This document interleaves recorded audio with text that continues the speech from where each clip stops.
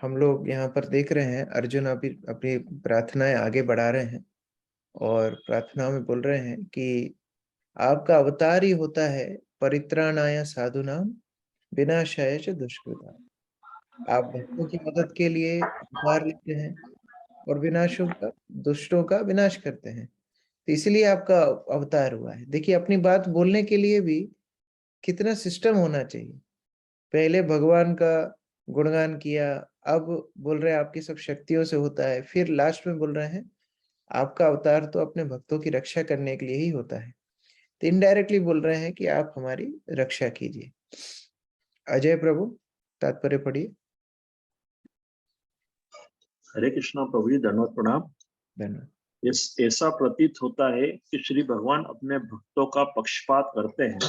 सभी जीव श्री भगवान से संबंधित है, वे सबके लिए समान है, फिर भी वे अपने जनों तथा भक्तों के प्रति विशेष अनुरक्त रहते हैं।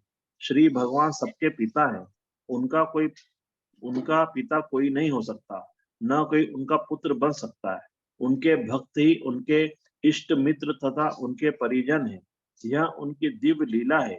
इसका संसारी संबंधों, पितृत्व या अन्य किसी से कोई प्रयोजन नहीं होता। जैसा कि पूर्व में कहा गया है, श्री भगवान प्रकृति के गुणों से परे हैं, अतएव भक्ति में उनके इष्ट मित्र तथा संबंधियों में संसारी रिश्तों जैसी कोई वस्तु नहीं है। हरे कृष्ण। तो यद्यपि भगवान के कोई भी समहम सर्वभूतेषु, भगवान बोलते हैं मैं सबके लिए समभाव रखता हूँ, मैं किसी से द्वेष नहीं रखता हूँ, किसी के ऊपर अति कृपा नहीं करता हूँ, लेकिन फिर भी मैं अपने भक्तों से अधिक प्रेम करता हूँ। क्योंकि भगवान गीता में ही बोले हैं कि जैसा भगवान के प्रति व्यक्ति भावना रखता है, भगवान वैसा ही आदान प्रदान करते हैं, यो यथा माम प्रपद्यते। तो इसीलिए क्योंकि भगवान के भक्त भगवान को सब कुछ मानते हैं, तो भगवान भी भक्तों को विशेष स्थान देते हैं, अपने संबंधियों के रूप में, अपने माता पिता के रूप में, अपने मित्र के रूप में। ये सारी पदवी भगवान अपने भक्तों को देते हैं। किमिदं स्वेत्कुतो वेति देव देव न विद्यहम् सर्वतोमुखम आयाति तेज परम दारुणम। योगिता माता जी, पढ़िए। हरे कृष्ण प्रभु जी, दोनों प्रणाम। हे देवादि देव, चारों ओर फैलने वाले यह घातक तेज कैसा है? यह कहाँ से आ रहा है? मैं इसे समझ नहीं पा रहा हूँ। हरे कृष्ण। तो हे देवों के देव, यानी कि देवताओं के भी देव, देव मतलब देवताओं के भी जो देवता हैं, ईश्वर, जो अलग अलग स्थिति को नियंत्रण करने वाले ईश्वर हैं, उनके भी ईश्वर हैं जो परमेश्वर हैं। भगवान कृष्ण को देख करके बोल रहे हैं कि ये चारों ओर इतना घातक तेज फैल रहा है, ये कहाँ से आ रहा है? मैं समझ नहीं पा रहा हूँ कहाँ से तेज आ रहा है, प्लीज बताइए। मुकुल प्रभु, तात्पर्य पढ़िए। हरे कृष्णा प्रभु, जो भी वस्तु भगवान के समक्ष प्रस्तुत की जाए उसे सादर प्रार्थना पूर्वक करना चाहिए, यही मानक विधि है। और अर्जुन ने भगवान के अंतरंगा सखा होते हुए भी इस विधि का पालन सामान्य जनों को सूचित करने के लिए किया। तो कभी भी भगवान के साथ we should never be casual, अति परिचयता अवज्ञा।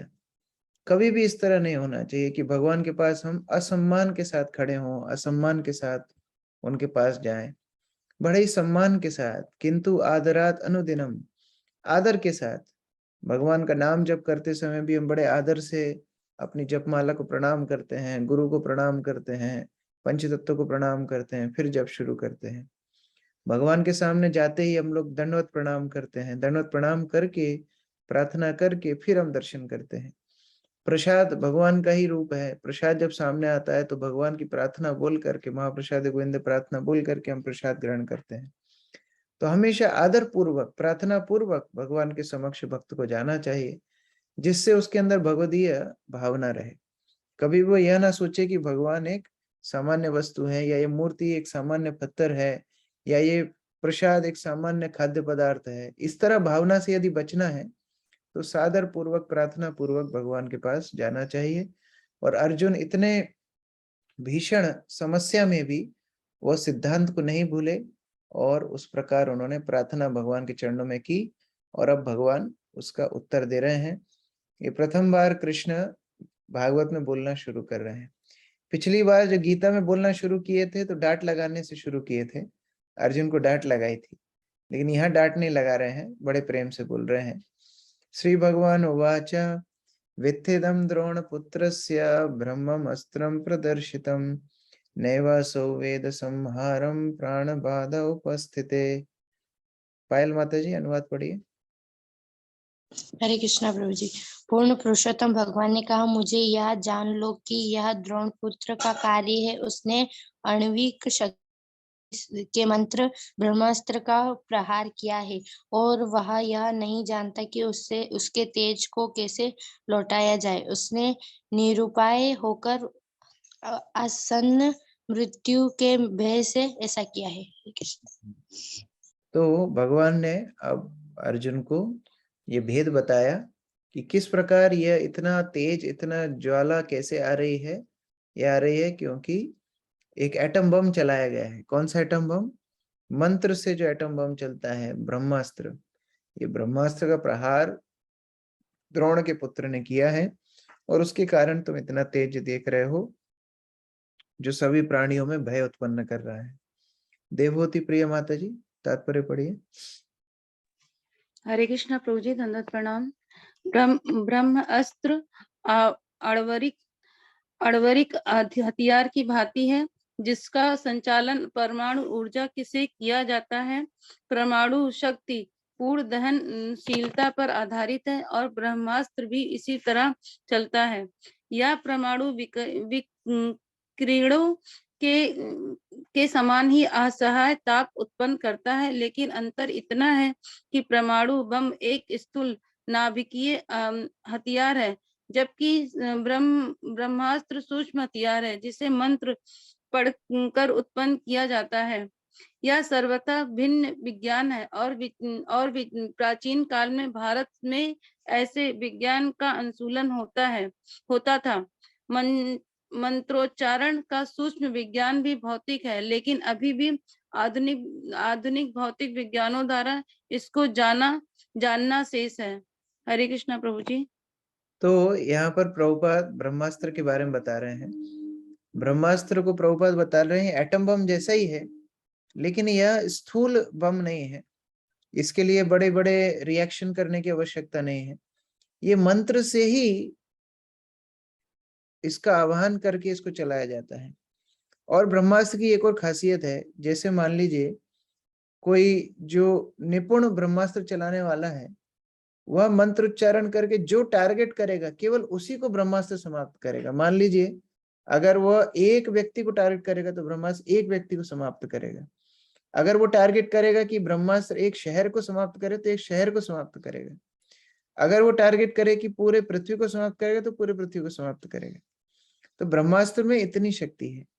लेकिन अभी का आधुनिक जो एटम बम है वो क्या है, कहीं भी चलाओ वो कितना नुकसान करेगा वो बम के ऊपर निर्धारित है, वो चलाने वाले के ऊपर निर्धारित नहीं। तो कितना नुकसान करेगा उसको कंट्रोल नहीं कर सकते। तो जो आधुनिक वैज्ञानिक हैं वो अश्वत्थामा के समान है। उनको चलाना तो आता है लेकिन कंट्रोल करना नहीं आता है। लेकिन अर्जुन जैसे उनको ब्रह्मास्त्र कंट्रोल करना आता था। कितना पावर छोड़ना है यह भी मालूम होना चाहिए कि एक व्यक्ति को मारना है, 5 आदमी को मारना है, 50 आदमी को मारना है, वो सब ब्रह्मास्त्र के द्वारा मंत्रों के माध्यम से किया जा सकता था।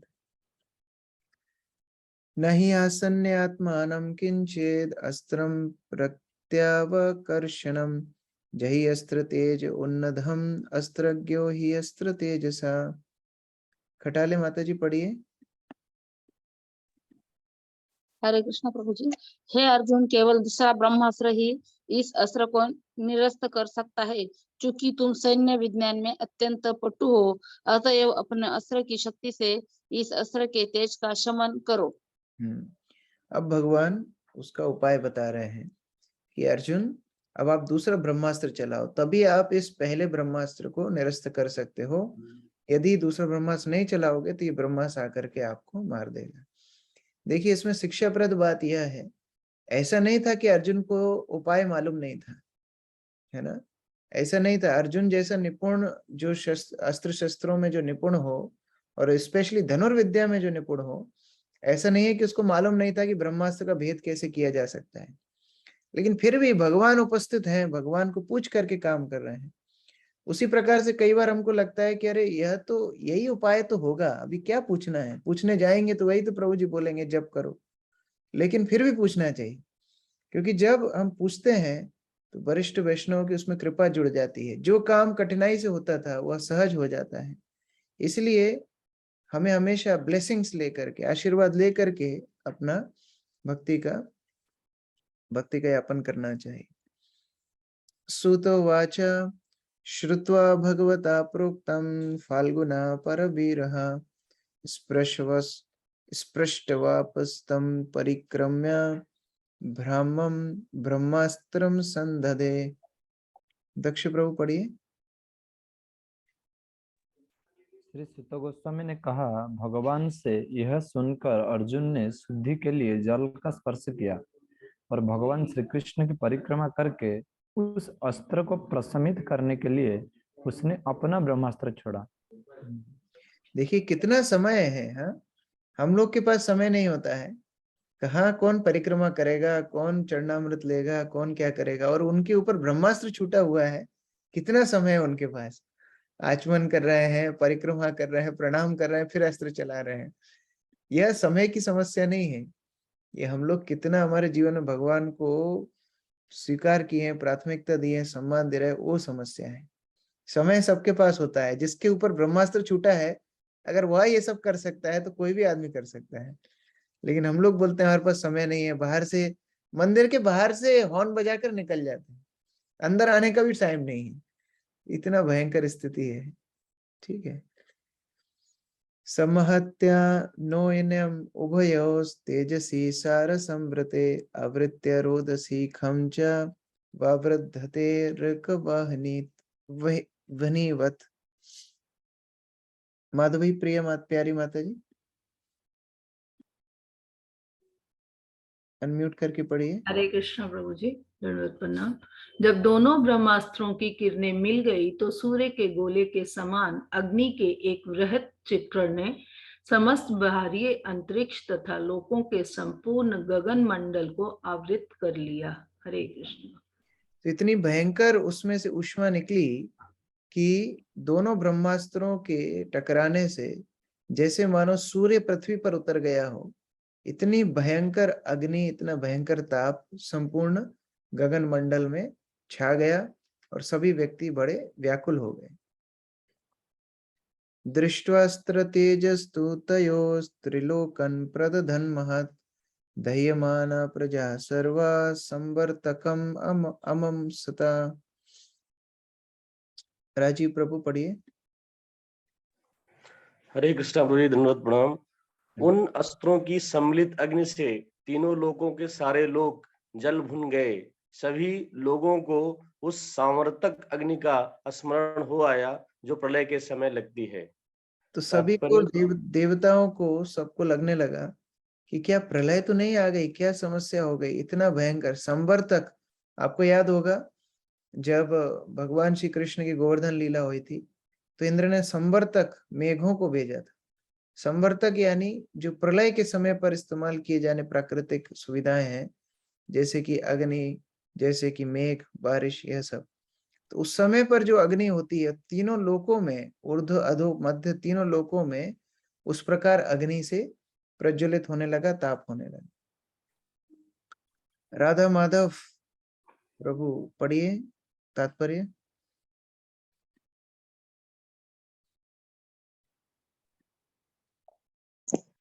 तीन लोक है ब्रह्मांड के, ऊर्ध्व, अधो तथा मध्य के लोग। यद्यपि ब्रह्मास्त्र इस पृथ्वी पर छोड़ा गया था, लेकिन अस्त्रों की सम्मिलित ऊष्मा सारे ब्रह्मांड में छा गई और विभिन्न लोगों के समस्त वासी प्रखर ऊष्मा का अनुभव करने लगे। वे इसकी तुलना सामर्थक अग्नि से करने लगे। अतः कोई भी ग्रह जीवों से रहित नहीं है, जैसा कि अल्प बुद्धि वाले भौतिकवादी लोग सोचते हैं। तो कई बार जो हम देखते हैं मून लैंडिंग, मार्स लैंडिंग, इधर गए उधर गए, क्या उठा के लेके आए? थोड़े से पत्थर उठा करके लेके आए। ये इसका प्रमाण है कि आज का विज्ञान कितना अधूरा है। हर ग्रह पर जीव है, कोई भी ग्रह खाली नहीं है। हाँ, उनका शरीर उस ग्रह के अनुरूप है। हम सोचते हैं कि अरे हम सांस लेंगे तो हम जीवित रहेंगे, वहां पर ऑक्सीजन नहीं तो वहां पर कैसे जीवित रहेंगे, तो वहां जीवन हो ही नहीं सकता। ऐसा नहीं है। जैसे मान लीजिए हम थल के जीव हैं, अगर हमें जल में डाल दिया जाए तो हम जीवित नहीं रहेंगे। क्यों? क्योंकि जल के लिए मछली को अलग प्रकार का शरीर दिया गया है, उसका सांस लेने की पद्धति अलग है, हमारी सांस लेने की पद्धति अलग है। उसी प्रकार से हर ग्रह पर जीव रहने की व्यवस्था भगवान ने अलग अलग रूप से की गई है। लेकिन अल्प बुद्धि वाले लोग सोचते हैं नहीं नहीं, केवल पृथ्वी पर जीवन है, बाकी कहीं जीवन नहीं है। लेकिन भागवत क्या बोल रहा है? तीनों लोगों के सारे लोग ताप को महसूस किए। इसका मतलब हमारे से उच्च लोग, निम्न लोग, मध्य लोग, सभी लोगों में जीवात्मा है, तभी तो उनको ताप लगा। तो उस तरह हर ग्रह पर जीव रहते हैं। प्रजोपद्रव्यमा लक्ष्य लोक व्यतिकरम च तम मतम च वासुदेवस्य संजहार अर्जुनो द्वयम। वीर प्रसाद प्रभु पढ़िए। हरे कृष्ण प्रभु जी। इस प्रकार जन सामान्य में फैली हड़बड़ी एवं ग्रहों के आसन विनाश को देखकर अर्जुन ने भगवान श्री कृष्ण की इच्छानुसार तुरंत ही दोनों अस्त्रों का निवारण कर दिया। हरे कृष्ण। तो दोनों अस्त्रों के टकराने से इतना भयंकर तेज निकल रहा था, और अश्वत्थामा को तो अपना अस्त्र वापस लेना आता नहीं था, कंट्रोल करना आता नहीं था। भगवान कृष्ण ने अर्जुन को इशारा किया, आप ही कुछ करो। तो अर्जुन ने दोनों अस्त्रों को निरस्त कर दिया, दोनों अस्त्रों को निरस्त कर दिया, जिससे संसार में जो जीव हैं उनको जो ताप लग रहा है उसका निवारण किया जा सके। सुमन प्रभु पढ़िए तात्पर्य।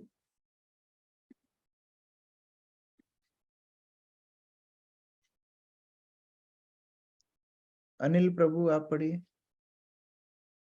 हरे कृष्णा प्रभु धन्यवाद प्रणाम। प्रभुपाद की जय। तात्पर्य यह मत है कि आधुनिक परमाणु बम का विस्फोट संसार का संहार कर सकता है, बचकानी कल्पना है। पहले तो परमाणु ऊर्जा संसार का विनाश करने के लिए पर्याप्त सशक्त नहीं है। दूसरे, यह सब परमेश्वर की परम इच्छा पर निर्भर है, क्योंकि उनकी इच्छा या स्वीकृति के बिना कुछ भी बनाया या बिगाड़ा नहीं जा सकता। यह सोचना भी मूर्खता है कि प्राकृतिक नियम अंतिम रूप से शक्तिशाली है। भौतिक प्रकृति का नियम भगवान के निर्देशानुसार कार्य करता है, जिसकी पुष्टि भगवत गीता में हुई है। उसमें भगवान कहते हैं कि प्राकृतिक नियम उनके अधीक्षण में कार्य करते हैं। इस संसार का संहार भगवान की इच्छा से हो सकता है, छोटे मोटे राजनेताओं की सनक से नहीं। भगवान श्री कृष्ण ने इच्छा प्रकट की कि द्रोणी तथा अर्जुन दोनों के द्वारा छोड़े गए अस्त्र लौटा लिए जाएं, और अर्जुन ने तुरंत ही इस आज्ञा का पालन किया। इसी प्रकार सर्वशक्तिमान भगवान के अनेक दूत हैं, और भगवान जो चाहते हैं उसे उनकी इच्छा से ही कोई संपन्न कर सकता है। हरे कृष्णा बोल। तो कई बार लोग बोलते हैं कि हम पृथ्वी को खत्म कर देंगे, अगर हम परमाणु बम चला देंगे तो ये हो जाएगा, वो हो जाएगा। एक बार दो पागल ट्रेन में ऐसे ही सफर कर रहे थे, तो एक पागल बोलता है कि मैं दुनिया को मिटा दूंगा, तो दूसरा पागल बोलता है नहीं नहीं तुम नहीं मिटा पाओगे। बोले नहीं नहीं मैं सच में दुनिया को मिटा दूंगा। तो दूसरा पागल बोलता है मैं तेरे को रबड़ ही नहीं दूंगा, जो रबड़ नहीं दूंगा तो दुनिया कैसे मिटाएगा। तो ये पागलपन वैज्ञानिकों का पागलपन है। बोले हम परमाणु बम चला देंगे, पूरे दुनिया को मिटा देंगे, यह संभव नहीं है जब तक भगवान की स्वीकृति ना हो। ऐसा नहीं है कोई भी सन की व्यक्ति कुछ करेगा पूरी पृथ्वी खत्म हो जाएगी। भगवान के अधीनस्थ माया चलती है, माया दक्षिण प्रकृति। तो यहाँ पर यद्यपि अश्वत्थामा ने ब्रह्मास्त्र चलाया, लेकिन ऐसा नहीं है उसके ब्रह्मास्त्र के तेज से सब कुछ बिगड़ जाएगा, सब कुछ खत्म हो जाएगा। नहीं, भगवान ने अपने दूत अर्जुन को बोला इसको निरस्त कर दो, तो निरस्त हो गया, तो सब कुछ पहले जैसा हो गया। उसी प्रकार अगर कोई सन की व्यक्ति परमाणु बम चला भी दे सब जगह कि अरे एक दूसरे के ऊपर परमाणु सब चलाने लगेंगे पृथ्वी खत्म हो जाएगी, नहीं। भगवान की इच्छा होगी उतना ही डिस्ट्रक्शन होगा। भगवान यदि नहीं चाहेंगे पूरी पृथ्वी खत्म करना, पूरी पृथ्वी खत्म नहीं होगी। तो उस प्रकार से भगवान की इच्छा के अधीनस्थ सब वस्तुएं चलती है। तत् असाध्य तरसा दारुणम गौतमी सुतम बबंधामर्षताम रक्षा पशुम रक्षणया यथा। स्मित राधिका माता जी पढ़िए। हरे कृष्णा प्रभु जी, दंडवत प्रणाम। तांबे के 2 लाल तप्त गोलों के समान क्रोध से प्रज्वलित आंखें किए अर्जुन ने अत्यंत दक्षता पूर्वक से गौतमी के पुत्र को बंदी बना लिया और उसे रस्सियों से पशु की तरह बांध लिया। तो जब अश्वत्थामा का ब्रह्मास्त्र निरस्त कर दिया गया, उसके बाद अर्जुन वैसे ही बहुत क्रोधित था। क्यों क्रोधित था? क्योंकि अश्वत्थामा ने उनके 5 पुत्रों का वध किया था, तो इसीलिए वैसे ही बहुत क्रोधित था। और उसके बाद भी फिर ब्रह्मास्त्र चलाया उनको मारने के लिए, तो क्रोध और बढ़ गया। तो ऐसी लाल तप्त आंखों के साथ अर्जुन ने उस अश्वत्थामा को बंदी बना लिया। विनोद प्रभु, तात्पर्य पढ़िए। हरे कृष्ण प्रभु, दंडवत प्रणाम। अश्वत्थामा की माता कृपी का जन्म गौतम कुल में हुआ था। इस श्लोक की महत्वपूर्ण बात यह है कि अश्वत्थामा को पकड़कर पशु की भांति रस्सी से बांध दिया गया। श्रीधर स्वामी के मतानुसार अर्जुन को अपने धर्म का पालन करने के लिए इस ब्राह्मण पुत्र को पशु की भांति पकड़ना पड़ा। श्रीधर स्वामी के इस प्रस्ताव की पुष्टि बाद में श्री कृष्ण के कथन में भी हो जाती है। अश्वत्थामा द्रोणाचार्य तथा कृपी का वेद पुत्र था, परंतु उसने अपने जीवन को पतित बना लिया था। अतएव उसके साथ ब्राह्मण के तुल्य नहीं अपितु पशुवत व्यवहार करना ही उचित था। हरे कृष्ण प्रभु। यहाँ पर बताया जा रहा है कि केवल अश्वत्थामा द्रोणाचार्य कृपी का ही पुत्र नहीं, बताया जा रहा है गौतम कुल में आ रहा है, यानी गौतम मुनि के गोत्र में आ रहा है। तो कई बार लोग अपने गोत्र को लेकर के बड़ा अहंकार करते हैं, अरे हम फलाने गोत्र में हैं, ठिकाने गोत्र में हैं, लेकिन क्या आप उस तरह कार्य कर रहे हैं, यह महत्वपूर्ण है। तो यहाँ पर अश्वत्थामा बड़े उच्च कुल में जन्म लिया है, लेकिन अपने कर्मों के द्वारा बड़ा पतित हो गया है। इसलिए यहाँ पर उसको पशु तुल्य बांध दिया गया कि आप भले ही बहुत बड़े कुल में हो, लेकिन आपने कार्य पशु का किया है। शिबिराय निशीशंतम रजज्वा बंधवा रिपु बलात् प्रहार अर्जुनम प्रकोपितो भगवान अम्बुजेक्षणः। सुमन प्रभु पढ़िए, अनम्यूट कीजिए। हरे कृष्ण प्रभु। हाँ माता जी पढ़िए। हाँ जी, यहाँ पर अर्जुन तथा भगवत श्री पहले ये कृष्ण पढ़िए, अनुवाद पढ़िए। अश्वत्थामा जो बांध लेने के बाद अर्जुन उसे सेना के पड़ाव की ओर ले जाना चाह रहा था कि अपने कल नेत्रों से देखते हुए भगवान श्री कृष्ण ने क्रुद्ध अर्जुन से इस प्रकार कहा। हरे कृष्ण प्रभु। तो अर्जुन बांधने के बाद तुरंत कहीं ले जा करके कुछ तो करता, क्यों? क्योंकि प्रतिज्ञा की थी अर्जुन ने, आपको याद होगा, द्रौपदी को बोला था उसका सिर काट के लेके आऊंगा, उसके ऊपर आप खड़ा होना, उसके ऊपर आप स्नान करना। ये तो प्रतिज्ञा, तो मारने ही वाले हैं। इतने भगवान कृष्ण ने अर्जुन से कुछ कहा। क्या कहा आगे देखेंगे। और यहाँ भगवान को कमल नेत्र बोला गया है, क्योंकि भगवान के हर अंग कमल के समान कोमल है, सुंदर है, सुगंधित है। और जिस प्रकार कमल कभी जल को स्पर्श नहीं करता है, उसी प्रकार भगवान यद्यपि भौतिक संसार में है, लेकिन फिर भी भौतिक संसार के कल्मश भगवान को प्रभावित नहीं करते। जैसा कि आपने पिछले श्लोक में देखा, अर्जुन की आंखों को क्या बताया गया है? 2 लाल तप्त तम्र गोलों के समान। यानी अर्जुन क्रोध में कैसा हो गया? जैसे मानो किसी ने तांबे को अग्नि में क्रोध से जला दिया हो तो वो लाल लाल हो जाता है, ऐसे अर्जुन की आंखें हो गई। कृष्ण को भी क्रोध आ सकता है, लेकिन कृष्ण की आंखों कैसे बोला गया है? अंबुजेक्षणम। कृष्ण की आंखें कमल के समान ही सॉफ्ट हैं। अर्जुन की आंखें कैसी हो गई? गर्म तांबे जैसी। तो ये अंतर है। जीवात्मा क्रोध, लोभ, मद, मोह, मात्सर्य से प्रभावित होता है, भगवान कभी इनसे प्रभावित नहीं होते। तो उस प्रकार यह अंतर हमको समझना है। मैनम प्रहार्त हर्षित्रा तुम ब्रह्म बंधु मिमं जहि यो साव अनाघसा सुप्तान अवधीन निशि बालकान। तो भगवान कृष्ण अभी बोल रहे हैं। जगदीशानंद प्रभु जी पढ़िए।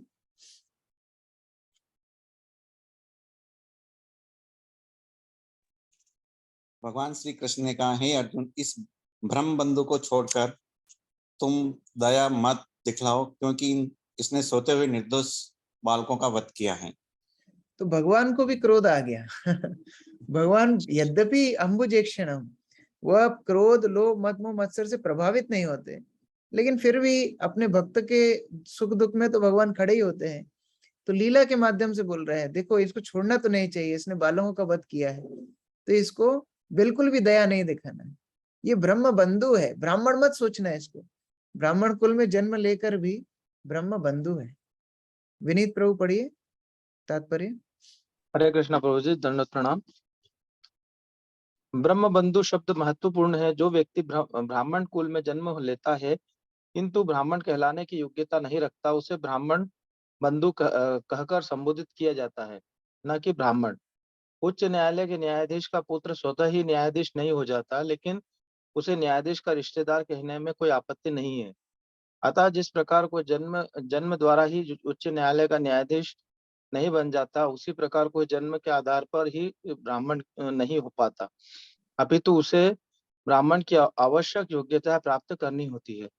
जिस प्रकार न्यायाधीश का पद उसके योग्य व्यक्ति के लिए होता है, उसी प्रकार से ब्राह्मण का पद भी योग्यता से ही प्राप्त होता है। शास्त्रों का आदेश है कि यदि ब्राह्मण से भिन्न कुल में भी उत्पन्न हुए व्यक्ति में ब्राह्मण के सद्गुण दिखते हैं, तो उसे ब्राह्मण के रूप में स्वीकार करना होता है। इसी प्रकार यदि ब्राह्मण कुल में उत्पन्न व्यक्ति ब्राह्मण के गुणों से रहित होता है, तो उसे अब्राह्मण या ठीक से कहना अब्राह्मण या ठीक से कहना चाहे तो ब्रह्म बंधु कहना चाहिए। समस्त वेदों के परम प्रमाण भगवान श्री कृष्ण ने ये अंतर स्वयं बताए हैं और वे इसका कारण अगले श्लोक में बताने वाले हैं। तो यहाँ पर बताया जा रहा है, कई बार लोग बोलते हैं यह तो इस्कॉन ने नया शुरू किया कि ब्राह्मण ब्राह्मण नहीं है, ये नहीं है, वो नहीं है। तो भागवत में भगवान कृष्ण ने शुरू किया, इस्कॉन ने शुरू नहीं किया। भगवान स्वयं अश्वत्थामा को ब्रह्म बंधु बोल रहे हैं और अर्जुन उसको पशु भांति बंधन करके ले जा रहे हैं। तो प्रभुपाद बता रहे हैं सरल उदाहरण, मान लो न्यायाधीश का पुत्र है, उसको आप न्यायाधीश का बेटा बोलिए, उसमें कोई समस्या नहीं है। लेकिन उसको न्यायाधीश कब बोलेंगे? जब वो न्यायाधीश जैसी पढ़ाई करेगा, उत्तीर्ण होगा, उस पद पर आएगा, तब न्यायाधीश बोलेंगे। उसी प्रकार से ब्राह्मण कुल में जन्म लेने से सुविधा है। कैसी सुविधा है? मान लीजिए कोई डॉक्टर परिवार में जन्म लेता है, तो बचपन से उसको सुविधा है कि गाइडेंस मिलेगी, कैसे डॉक्टर बनना है, कैसे एग्जाम क्लियर करना है। बचपन से किताबें भी हो सकता है माता पिता की किताबें रखी हो, तो वही पढ़ करके वो डॉक्टर बन सकता है, लेकिन पढ़ाई तो उसको करनी पड़ेगी। उसी प्रकार से ब्राह्मण कुल में जन्म लेना श्रेष्ठ है। क्यों? क्योंकि उसको सुविधा मिलती है बचपन से शास्त्र पढ़ने की, उसको आध्यात्मिक मार्ग में जाने की, सत्वगुण में रहने की सुविधा मिलती है। लेकिन फिर भी उसको तो अपने गुणों का उस प्रकार से प्रदर्शन करना पड़ेगा कि वो ब्राह्मण है। अगर वो ब्राह्मण कुल में रह करके शूद्रवत कार्य करेगा, तो फिर उसको ब्राह्मण नहीं ब्रह्म बंधु कहना पड़ेगा। तो उस प्रकार से यहाँ पर कृष्ण ने बोला कि इसके ऊपर बिल्कुल दया मत दिखाओ। लेकिन एक व्यक्ति को दया आई अश्वत्थामा के ऊपर, तो आगे हम लोग कल पढ़ेंगे कैसे किसको दया आई और आगे क्या समाधान निकाला जाए। हरे कृष्ण। किसी का कोई प्रश्न है? विनोद प्रभु। हरे कृष्ण प्रभु जी। जैसे जैसे अभी भागवत में प्रभु जी आपने ये बताया 34-35वें श्लोक में कि अर्जुन को आदेश दिया भगवान श्री कृष्ण ने कि ये जो ब्रह्मास्त्र है इसको आप डिस्ट्रॉय करें। तो उन्होंने दोनों ब्रह्मास्त्रों को अर्जुन ने डिस्ट्रॉय कर दिया, क्योंकि अश्वत्थामा को तो आता ही नहीं था ब्रह्मास्त्र को नष्ट करना। परंतु आगे ये सुना है कि परीक्षित को पेट में सुभद्रा के वो अस्त्र लगा था, तो फिर वो जब डिस्ट्रॉय हो गया तो कैसे लगा? क्योंकि अश्वत्थामा ने फिर से ब्रह्मास्त्र छुड़ा था। अभी हम देखेंगे आगे। इसको जब दंड करके मृत्यु दंड तो मिलेगा नहीं, इसको छोड़ देंगे। तो छूटने के बाद फिर से ब्रह्मास्त्र छोड़ा था। ये इतना पापी था, इसने फिर से ब्रह्मास्त्र छोड़ा परीक्षित को मारने के लिए। तब फिर भगवान ने गर्भ में जाकर के रक्षा की। ये पहली बार सुन रहा हूँ कि दोबारा छोड़ा। हाँ, हाँ जी, भागवत थैंक यू। भी भागवत भी हम पहली बार ही पढ़ रहे हैं ना, डीपली। जी प्रभु। हरे कृष्ण। नेक्स्ट क्वेश्चन, यथार्थ प्रभु। हरे कृष्णा प्रभु जी। हरे कृष्ण। बड़ी अच्छी व्याख्या लगी अभी तक जो सुना पहली क्लास में मेरी, बड़ा अच्छा लगा।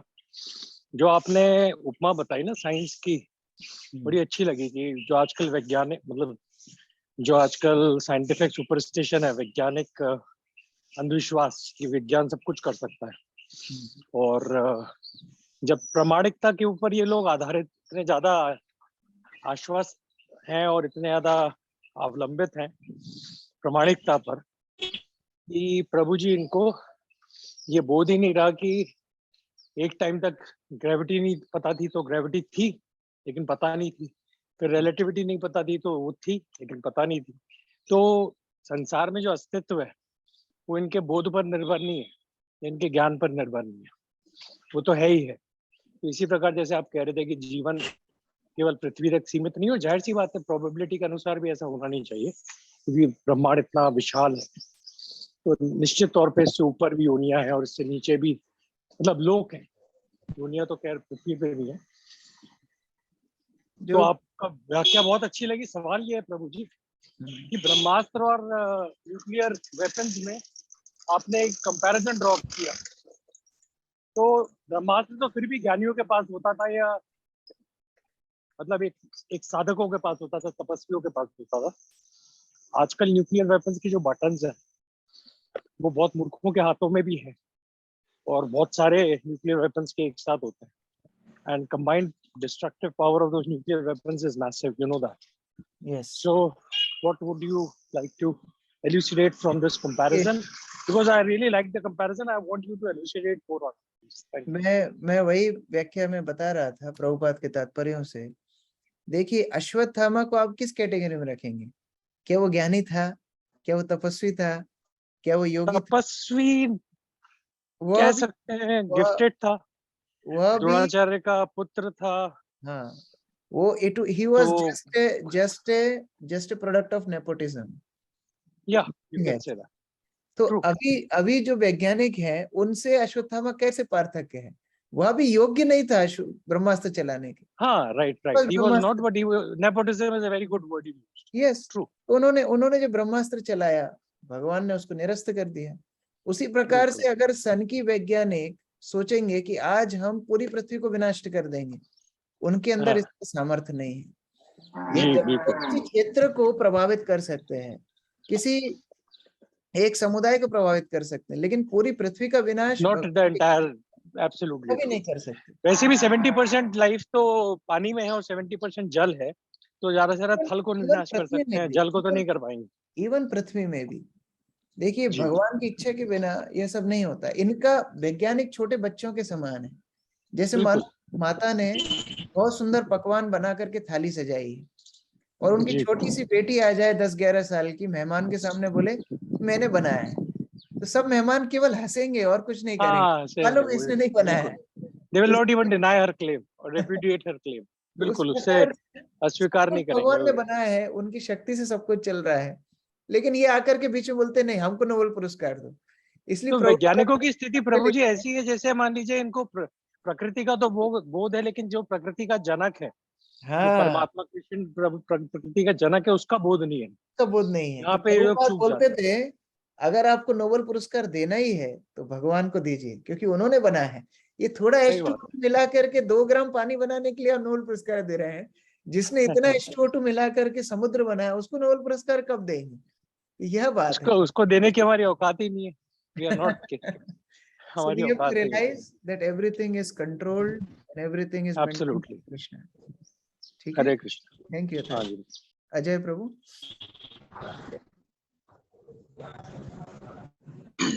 हरे कृष्णा प्रभु जी, दंडवत प्रणाम।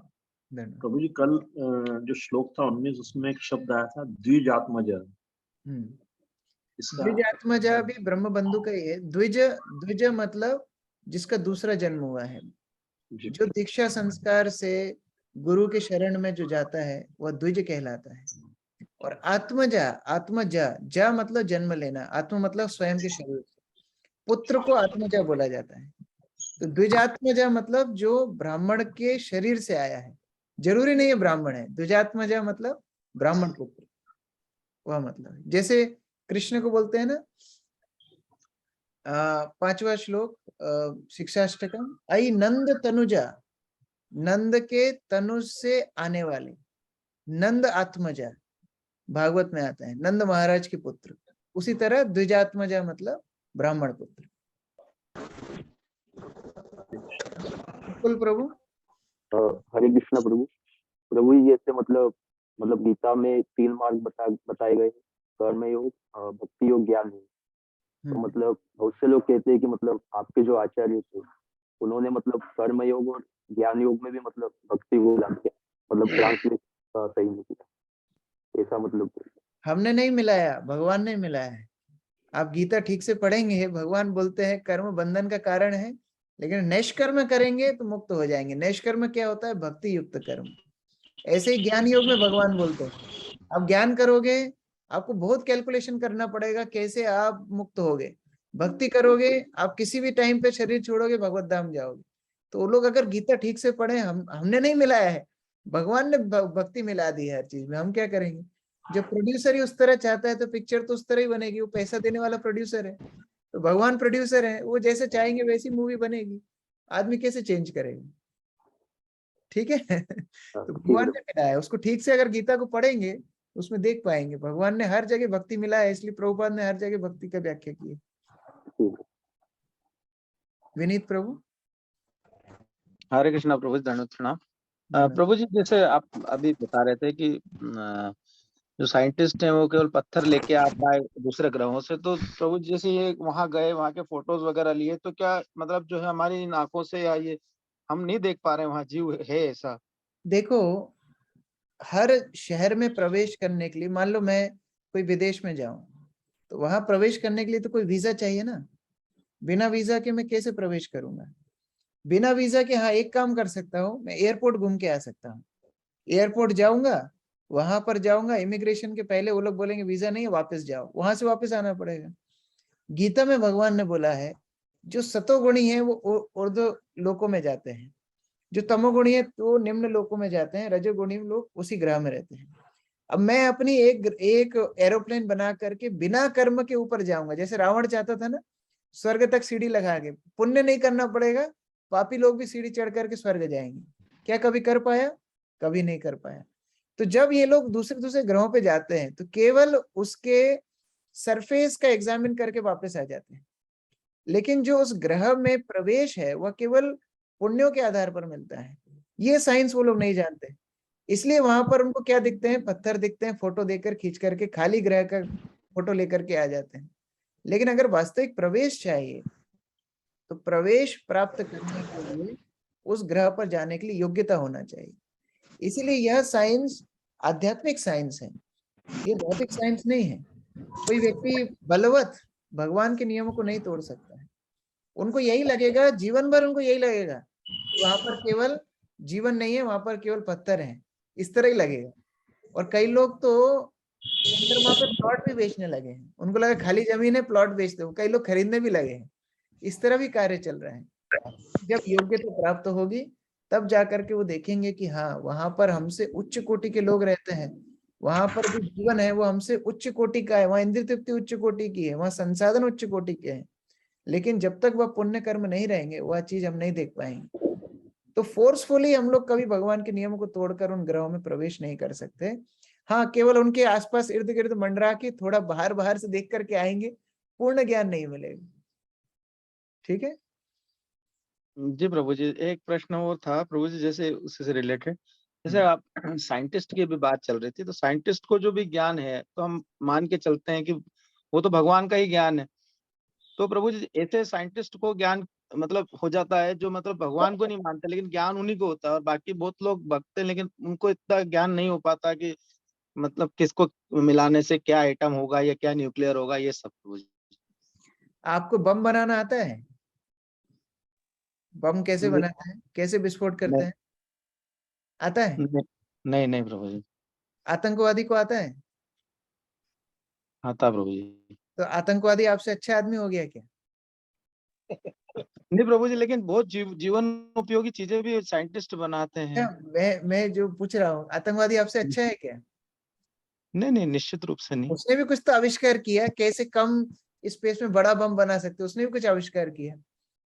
लेकिन अपने ज्ञान को जब भगवान की सेवा में लगाया जाएगा तब वो जन कल्याण का साधन बनेगा।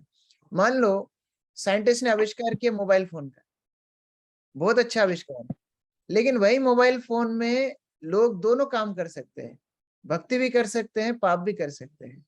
पहले लोग गांव में रहते थे, अंधेरा हो जाता था, सो जाते थे, अभी रात भर मोबाइल टिपते रहते हैं। तो अभी क्या हुआ? ये आविष्कार से लोगों का भला हुआ ना बुरा हुआ? क्या हुआ? बुरा हुआ। जब भला भी नहीं हुआ, भगवान की बुरा भी भक्ति नहीं हुआ, करेंगे, तो क्या प्रभु जी? हाँ, वो ऐसा सब्जेक्टिव आंसर है, ये ऑब्जेक्टिव आंसर नहीं है। अगर उस आविष्कार का इस्तेमाल ठीक प्रकार से किया जाएगा तो हाँ, अच्छा काम हुआ। लेकिन अगर उसका आविष्कार का गलत यूज किया जाएगा तो बुरा काम हुआ। ये हर चीज के ऊपर लागू है। तो कोई नकार नहीं रहा है कि वैज्ञानिकों के आविष्कार गलत है, लेकिन समस्या किससे है? वो भगवान को केंद्र नहीं बनाना चाहते। भाई, जिसका क्रेडिट है उसको क्रेडिट देने में समस्या क्या है? ये हमारा प्रश्न है। मान लीजिए कोई व्यक्ति ने बहुत, ये मान लो एक किताब है, ये किताब लिखी प्रबोधानंद सरस्वती ठाकुर ने। मैं यहाँ पर उनका नाम मिटा करके लिख दूं कृष्ण किशोर दास। किताब बहुत अच्छी है, लेकिन मैंने अपना नाम लिख दिया। कितना आदमी मुझे सम्मान देंगे, ठीक बात है, लेकिन technically I am a thief, मैं चोर हूं। क्यों? कि प्रबोधानंद सरस्वती महाराज ने ये किताब लिखी है, मैं अपना नाम लिख करके बेच रहा हूँ। उसी तरह वैज्ञानिकों की खोज में कोई समस्या नहीं है, समस्या है भगवान को नकार देते हैं। उनको भी पता है कि उनकी सक्षमता से ऊपर ये चीज चल रही है, उनको भी पता है कि उनका सामर्थ्य नहीं है इस प्रकृति को समझने में, लेकिन फिर भी वह सोचते हैं नहीं, भगवान नहीं है।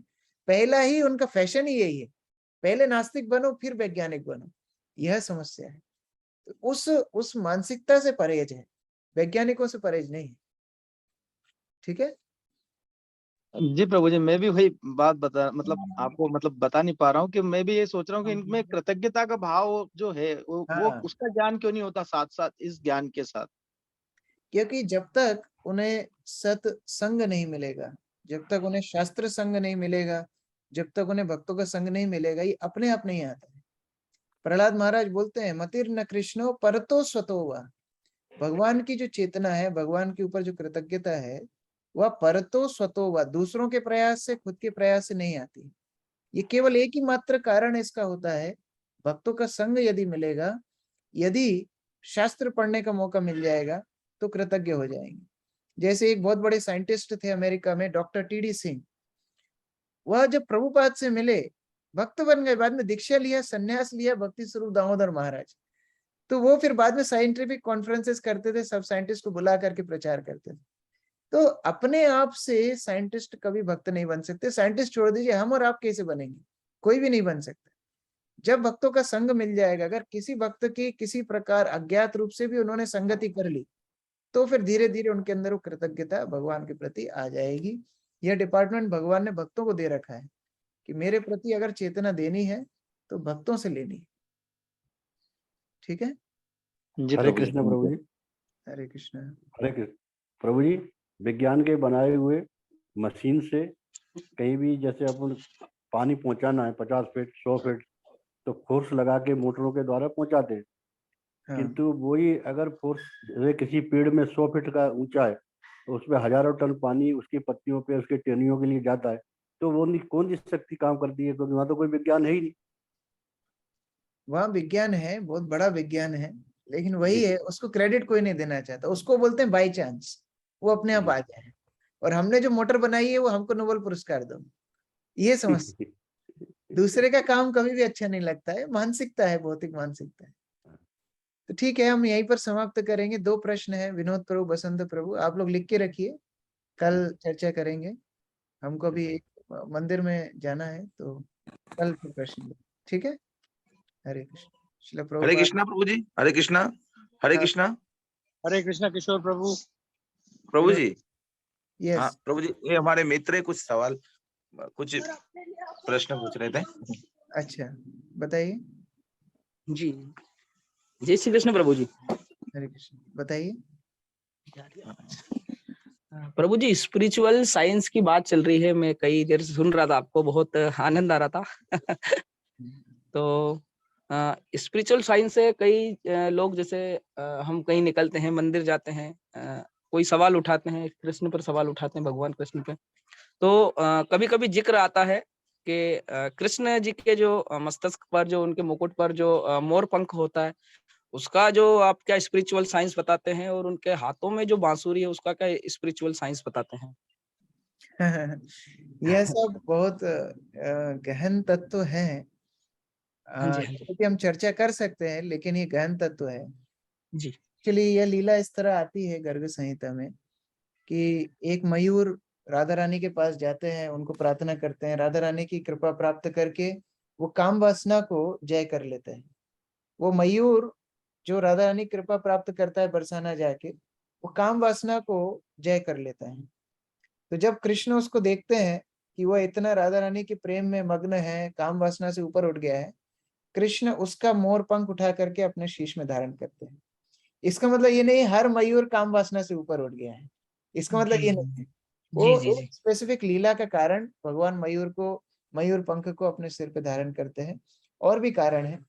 और बांसुरी एक्चुअली भगवान की नित्य संगी है, उनके माध्यम से भगवान पूरे जीवात्माओं को आकर्षित करते हैं। जी। हर अवतार का एक विशेष अस्त्र शस्त्र होता है। भगवान कृष्ण का ये अस्त्री बांसुरी है, वह प्रेम से मारते हैं, और इस प्रकार बांसुरी बजाते हैं, सबको आकर्षित कर लेते हैं, और वो प्रेम से सबको मार देते हैं। तो उस प्रकार यह मैं केवल बार बार से व्याख्या कर रहा हूँ, बहुत आंतरिक लीलाएं जुड़ी हुई हैं, बहुत सारे और भी बात। जी। नहीं, एक व्यक्ति मतलब कहीं मुझे मिले थे प्रभु जी, तो उनसे मैंने एक बार जो कृष्ण जी के हाथों में जो बांसुरी होती है उनके बारे में, तो वो कहीं कुछ ऐसा बता रहे थे कि जो हमारे शरीर में 7 चक्रास होते हैं, तो वो उससे रिलेटेड है। पता नहीं वो कितना सत्य है, इस कितना तरह मिथ्या है। व्याख्या बहुत कुछ हो सकता है। लोग बोलेंगे 7 सुर है उससे रिलेटेड है, सप्त ऋषि है उससे रिलेटेड है, बहुत कुछ बोल सकते हैं, लेकिन ये शास्त्र में बताया वो बात मानना चाहिए। जी, वही आपसे एक्चुअल पूछा। जी प्रभु जी, बहुत बहुत धन्यवाद, प्रणाम। हरे कृष्ण। श्रील हरे कृष्ण। प्रभुपाद की जय, समवेत भक्त वृंद की जय, निताई गौर प्रेमानंद।